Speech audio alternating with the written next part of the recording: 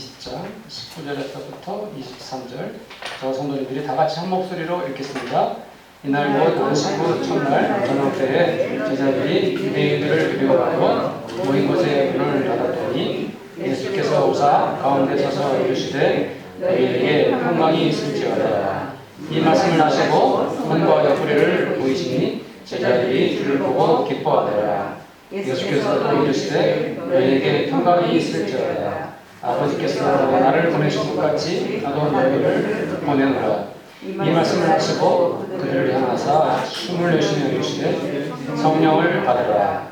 너희가 누구의 죄든지 사하면 사하여 줄 것이요 누구의 죄든지 그대로 두면 그대로 있으리라 하시니라. 아멘. 감사합니다. 정말 저희들이 오늘 이 부활절 예배가 너무 은혜롭고 감사하기 이를 데가 없습니다. 우리 주님께서 그 어두움 사망의 권세에 이기시고 부활하셔서 또 우리에게도 영원한 생명을 허락해 주셨으니 얼마나 감사하고 또 감사합니까?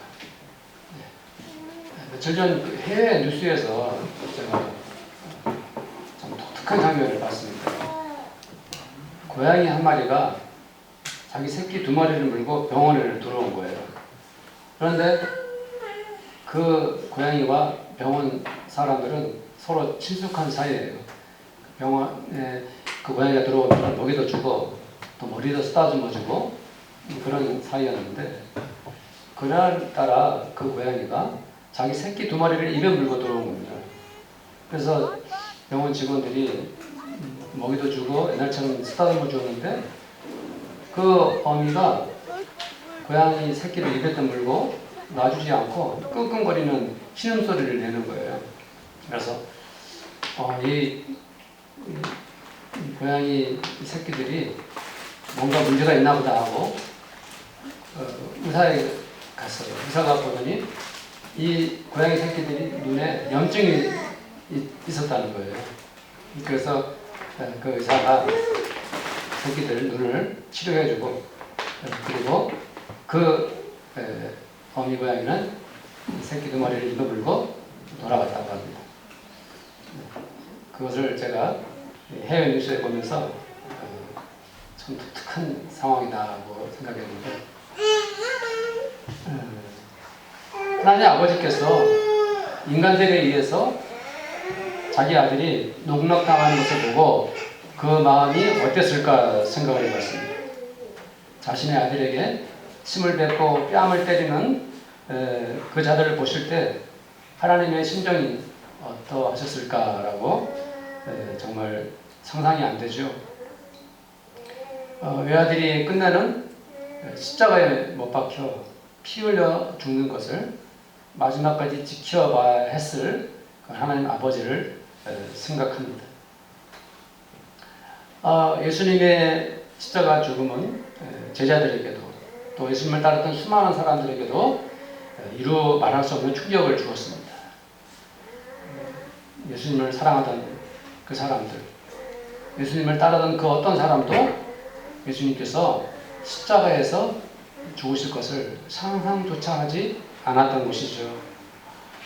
예수님의 죽음은 그렇게 그들에게 너무 갑작스럽게 찾아온 것입니다. 전혀 생각하지 못했던 것이죠. 그렇기 때문에 너무 많은 사람들이 예수님의 죽음 앞에 슬퍼하지 않을 수 없었죠. 어떤 여인들은 예수님의 뒤를 따르면서 통곡하고 눈물 흘리면서 그 뒤를 따랐다고 했어요. 제자들도 죄책감에 시달려야 했죠. 우리가 베드로만 예수님을 배반한 것 같지만 다른 제자들도 그와 같았다라고 성경에 기록되어 있었어요. 그러니까 제자들은 예수님을 끝까지 지키지 않았다는, 예수님을 배반했다는 죄책감에 시달렸고요. 또한 그들에게 있어서 예수님이 돌아가신 후에 그들을 또 심하게 괴롭혔던 것이 있었죠. 그것은 바로 두려움입니다. 로마 군사들에 의해서 자기들이 잡히게 되고 자기들도 예수님처럼 십자가의 사형의 판결을 받을까봐 너무너무 무섭고 두려워서 그들은 숨어서 집에 함께 모여 있었고 문을 닫은 채 있었던 것이죠. 그곳에 주님께서 나타나셨습니다. 주님이 그 제자들에게 말씀하셨습니다. 오늘 말씀하고 있죠. 너희에게 평강이 있을지어다. 드라마틱한 단전입니다. 그 제자들뿐 아니라 주를 믿는 모든 사람들에게 우리들에게 주는 놀라운 축복입니다. 그것이 무엇입니까? 예수님이 부활하셨다는 것.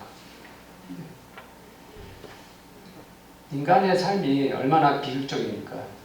인간은 절망과 고통, 두려움이 멈추지 않죠. 인간에게 그림자처럼 들이오는 이 불행이라는 것. 그리고 그것이 인간을 망가뜨리고 그 마지막이 무엇입니까? 인간들은 죽음을 맞이하지 않습니까? 그 사람들에게 주님께서 부활을 하신 거예요. 제자들에게 부활하신 주님이 나타나신 것처럼 절망과 슬픔 속에 살아야 할 우리들에게도 주님께서 부활하신 몸으로 우리에게 찾아오신 것입니다. 이것이 인간 우리들에게 정말 극적인 반전인 거죠. 주님의 부활이 있기 때문에 주님은 우리들에게 영생의 은혜를 베풀어 주신 것이죠. 얼마나 놀랍고 얼마나 감사한 일입니까? 주님께서 우리들에게 평강이 있을지어다 말씀하신 것처럼 우리는 이 부활절을 맞아서 우리가 가장 먼저 누려야 할 것은 바로 무엇입니까? 예수님이 주시는 그 부활의 평화를 마음껏 받아 누리는 거예요. 예수님께서 십자가에서 홀로 죽음을 감당하시고 그 죽음의 고통을 통과하신 후에 우리에게 부활의 주님이 우리들에게 오신 거예요. 그것이 무엇입니까? 우리들에게 오셔서 하시는 말씀이 너에게 평강이 있을지어다. 우리에게 평화를 선물해 주신 것입니다. 더 이상 슬픔과 절망과 고통 속에서 잊지 말아라. 내가 너에게 평화를 준다. 라고 말씀하고 계십니다.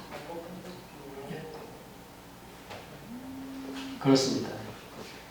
부활하신 주님의 은혜 속에서 가장 먼저 그 평화를 지켜내고 그 평화를 이루어 나갈 공동체가 교회인 것입니다.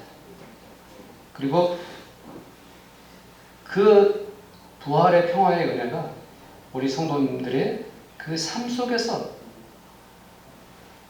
평화로 열매를 맺어야 하는 것입니다. 이 지역사회에서도 우리 교회와 성도들이 주님의 평화를 앞장서서 실천해 나가야 합니다. 평화, 예수 부활의 평화, 이것이 교회와 우리 성도님들과 이 세상 가운데 널리 퍼져 나가기를 간절히 소원합니다. 요한복음 14장 27절에 평안을 너에게 끼치노니 곧 나의 평안을 너에게 주노라. 내가 너에게 주는 것은 세상이 주는 것과 같지 아니하노라. 너희는 마음에 근심하지도 말고 두려워하지도 말라. 주님께서 우리에게 평안을 주십니다. 에베소서 4장 3절 말씀에도 평안에 매는 줄로 성령이 하나 되게 하신 것을 힘써 지키라. 교회와 성도님들은 평안의 줄로 내어져야 합니다. 예수 평화의 줄로 내어져야 합니다. 다툼이나 시기와 분쟁은 예수 십자가에 못 박고 부활하신 주님과 더불어서 우리 모두가 그 예수님의 평화로 이어지고 맺어지는 은혜가 있기를 간절히 축복합니다. 다음에 20절에 보면 주님께서 말씀하셨습니다. 부활하신 주님을 보고 제자들이 어떻게 반응을 보였습니까? 주를 보고 기뻐하더라. 제자들이 주를 보고 뭐하더라? 기뻐하더라.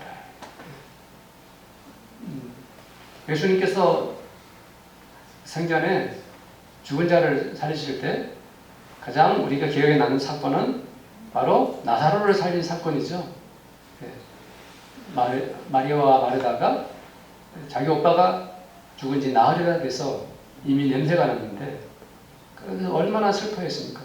그때 당시에 조문왔던 그 조문객들도 함께 슬피 울고 모두가 그렇게 괴로움과 비통에 빠져 있을 때 주님이 오셔가지고 나사로를 살려주셨어요.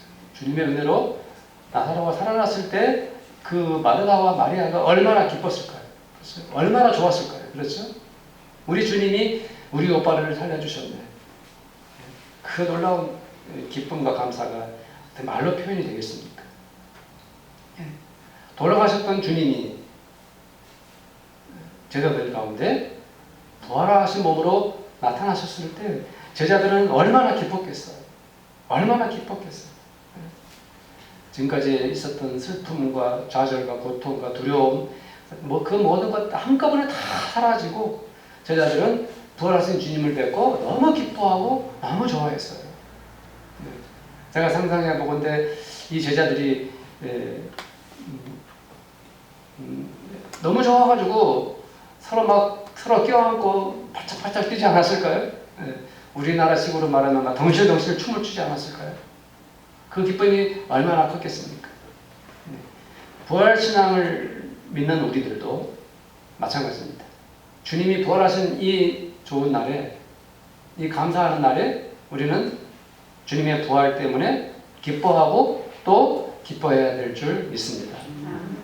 교회 공동체는 항상 주님의 부활신앙으로 기뻐하고 또 기뻐해야 합니다. 우리 성도님들의 삶 속에서도 부활하신 주님과 더불어서 기쁨이 넘쳐나고요. 즐거움이 넘쳐나기를 간절히 소원합니다. 성도님들의 생활과 언어와 몸짓에서 그 기쁨이 그치지 않고 멈추지 않기를 간절히 소원합니다. 시편 68편 3절에 의인은 기뻐하여 하나님 앞에서 뛰놀며 기뻐하고 즐거워할지어다 그랬어요. 이런 기쁨이 있기를 축복합니다. 22절에 보면은 예수님께서 그들에게 숨을 내쉬며 무슨 말씀을 하셨습니까? 성령을 받으라 했어요. 부활하신 주님이 그들에게 뭐라고 말씀하셨습니까? 성령을 받으라. 주님이 살아계셨을 때 주님과 동행했던 제자들은 어땠습니까? 주님의 일거수일투족을 다 따라했어요. 늘 주님을 따라다녔어요. 그래서 주님이 말씀하신 것을 따라다니며 들었고 주님이 행하신 이적을 목격을 했고 또 주님이 사람들을 만나는 장면들도 함께 같이 경험을 했어요. 그 예수님이 살아계실 때는 걱정이 없어요. 예수님이 다 모든 일을 주관하셨고 모든 그 행함을 제자들에게 다 보여주셨으니까요. 예수님께서 기도하시면 제자들은 예수님을 따라 기도하면 됐고요. 그런데 부활하신 주님께서 그들에게 무엇이라고 말씀하셨습니까? 성령을 받으라. 왜 그 말씀하셨을까요? 이제는 내가 너희들과 더 이상 함께 있지 않을 것이다. 내가 가고 나면 너희들은 성령의 은혜를 받아야 된다. 성령을 받아라. 그렇기 때문에 그 말씀을 하신 것이죠. 주님이 이제 그들 곁을 떠나가시면 주님이 늘 동행했던 그 주님이 이제는 어느 분을 통해서 늘 제자들과 동행하게 되십니까? 성령님을 통해서. 그래서 제자들에게 말씀하셨습니다. 성령을 받으라. 다른 성경에서는 성령을 기다리라 이런 말씀도 하셨죠.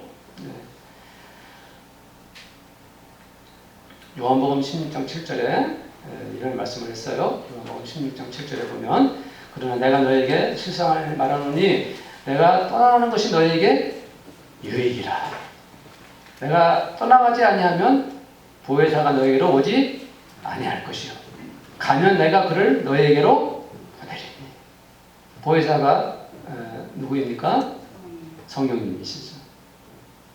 그래서 내가 떠나가는 것이 너에게 유익이다라고 그렇게까지 말씀하셨어요. 내가 떠나가지 않으면 보혜사가 오시지 않을 것이다. 그렇지만 내가 가기 때문에 내가 보혜사를 성령님을 너에게 보낼 것이다 라고 말씀하고 계세요. 요한복음 14장 12절에 14절 말씀에도 주님이 말씀하셨어요. 내가 진실로 진실로 너에게 이르노니 나를 믿는 자는 내가 하는 그 일도 할 것이요 또한 그보다 큰 일도 하리니 이는 내가 아버지께로 가니라. 이 말씀은 우리에게 엄청난 부담감을 주는 말씀인 것 같기도 해요. 왜냐하면 나를 믿는 자는 내가 하는 일도 할 것이다. 지금까지는 주님 따르던 제자들은 주님이 하시는 것을 거의 지켜만 봤는데 이제 주님 하셨던 것을 누가 한다고요? 너희도 한다. 그런데 더욱 부담스러운 것은 그보다 큰 일도 할 것이다. 더란 말씀은 번역이 없습니다만 그보다 큰 일도 할 것이다.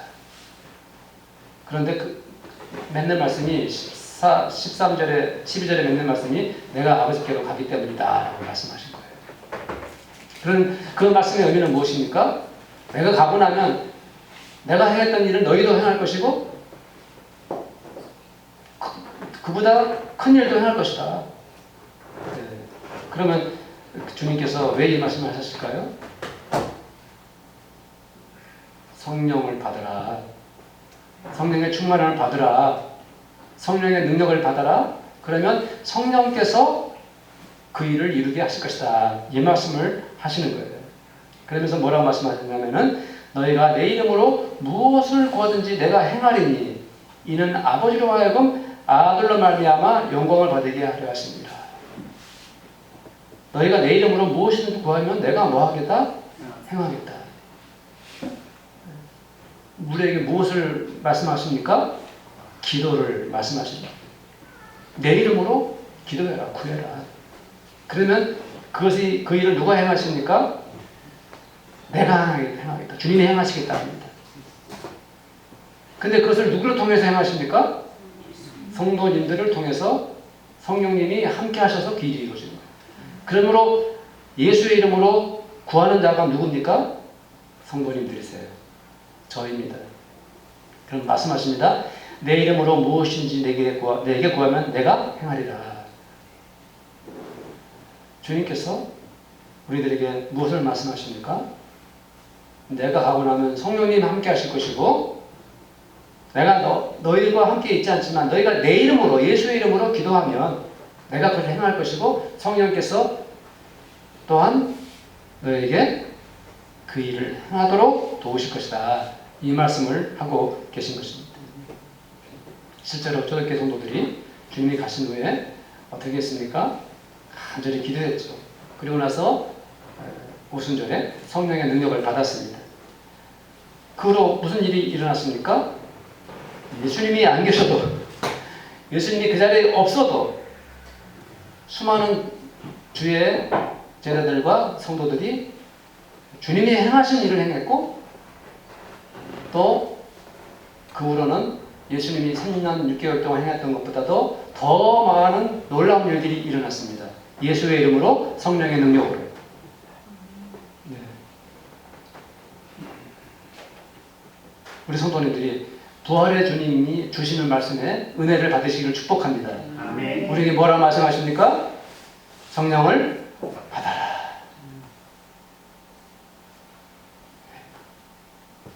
우리가 성령의 사람이 되어서 성령의 은혜를 기도하고 성령에 충만하면 그 성령의 능력으로 하나님의 위대한 일을 이루어 나가는 그러한 은혜가 반드시 임한다는 것을 믿으시길 다시 한번 축복합니다.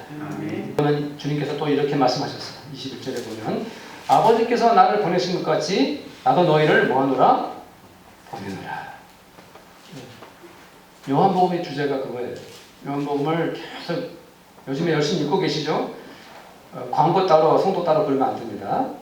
성도님들 하루에 요한복음 읽어보세요. 제가 옛날에 선대 전도사님이 제가 그 학창시절에 너 훌륭한 주의종 되려면 요한복음을 통째로 외우라 그랬어요. 그걸 실행을 못 하겠어요. 어떻게 요한복음을 다 외우고 그러는데 요한복음을 제가 우리 성도님들과 함께 오후 예배 때 쫙 계속 은혜 나왔던 기억이 나요. 요한복음 많이 읽으셔야 됩니다. 그런데 요한복음의 주제가 뭐냐면은 하나님 아버지께서 누구를 이 세상에 보내셨다는 거예요?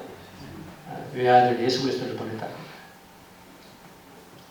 하나님 아버지는 예수님을 이 세상에 파송하셨어요. 선교사로 파송하셨어요. 이제 주님께서 우리를 뭐 하십니까? 세상 가운데 보내십니다. 네.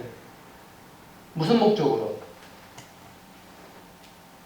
하나님 아버지께서 무슨 목적으로 아들을 이 세상에 보내셨습니까? 이 세상 사람들을 뭐 하기 위해서? 구원하기 위해서. 그러면 예수님은 왜 우리를 이 세상에 보내십니까? 부활하신 주님이 보낸다라고 말씀하십니까? 똑같이 뭐 하기 위해서? 이 세상 사람들을 구원하기 위해서. 부활하신 주님이 우리에게 말씀하시는 거예요.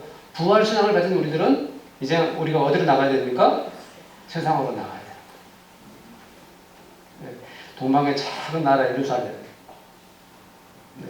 정말 보잘것없는 이 예루살렘에서 시작된 하나님 나라와 교회가 어떻게 지금 온 세계에 퍼져 있는 유일한 신앙이 되었습니까?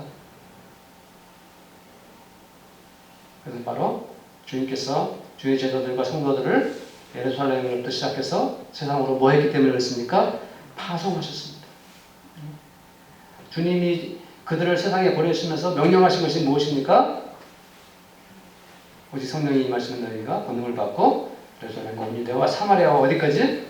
땅끝까지 내 증인이 되라. 그런데 그렇게 명령했다고 되나요? 세상이 어떤 세상인데 그 당시에 얼마나 많은 종교가 있었고 그리고 얼마나 많은 이 장애물이 있었습니까? 정말 이 인류 5천년 역사 동안에 수많은 종교들이 있었지만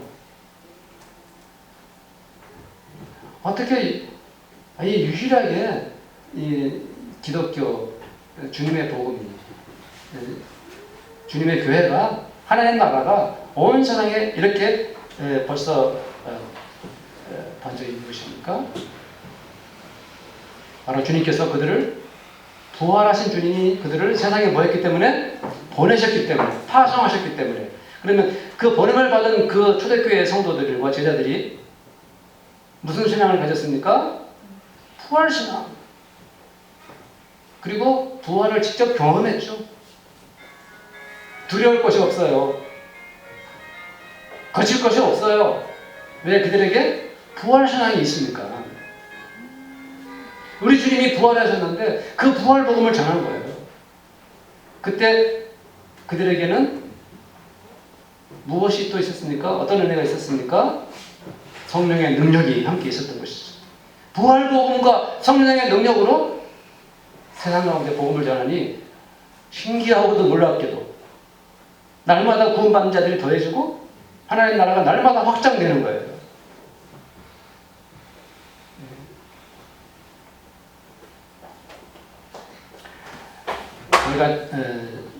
저희 집 얘기를 간단하게 좀 하겠습니다. 작년 가을에 집을 이제 사서 계약을 했어요. 원래 1월 달에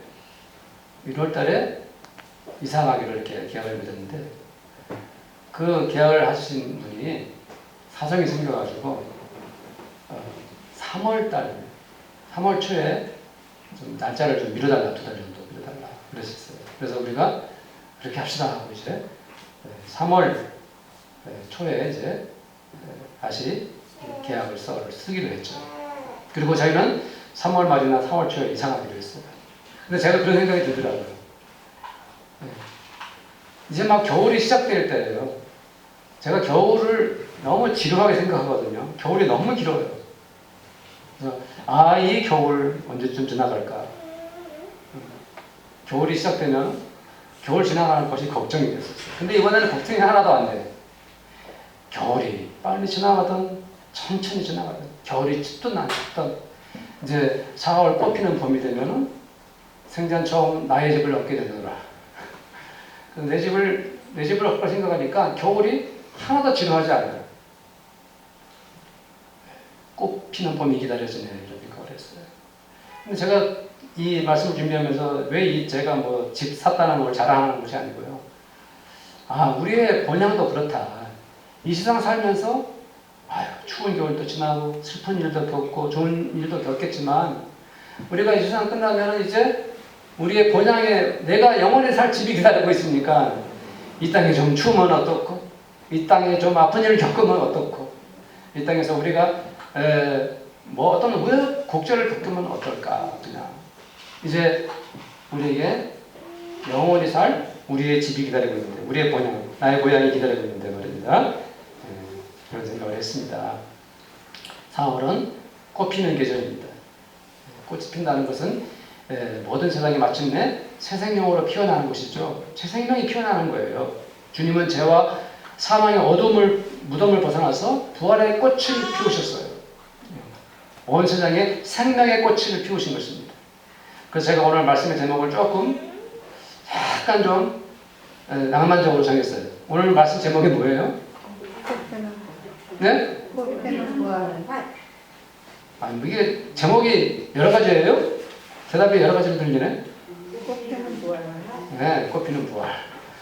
제가 제목을 그렇게 정해봤어요. 망설였어요. 이건 너무 좀 낭만적이다 생각을 했는데, 왜냐하면은 주님은 우리에게 생명의 꽃을 피우셨으니까.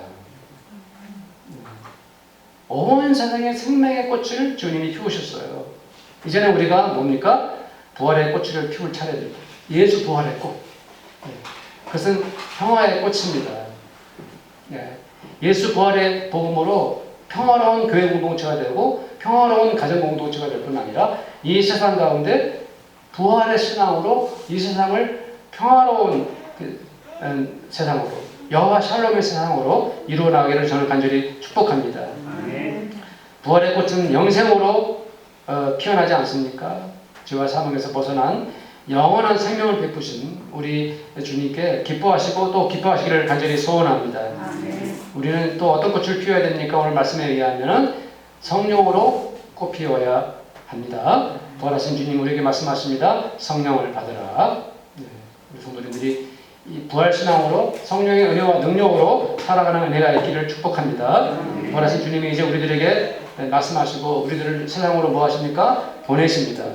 부활신앙으로 충만한 성도님들이 이 세상 가운데 예수님께서 부활하셨다라고 그 부활의 복음을 전할 수 있게 되기를 축복합니다. 우리 함께 한번 기도하기를 원합니다. 기도의 제목은 세 가지입니다. 예수 부활의 평화와 기쁨이 우리들 속에 넘치게 하소서. 두 번째, 부활신앙의 은혜로 성령의 능력을 받게 하소서. 세 번째, 부활하신 주님 우리를 세상으로 파송하신 분이 세상 속에서 부활의 삶을 누리고 부활 복음을 전하게 하소서라고 함께 기도하도록 하겠습니다. 하나님 아버지 감사합니다.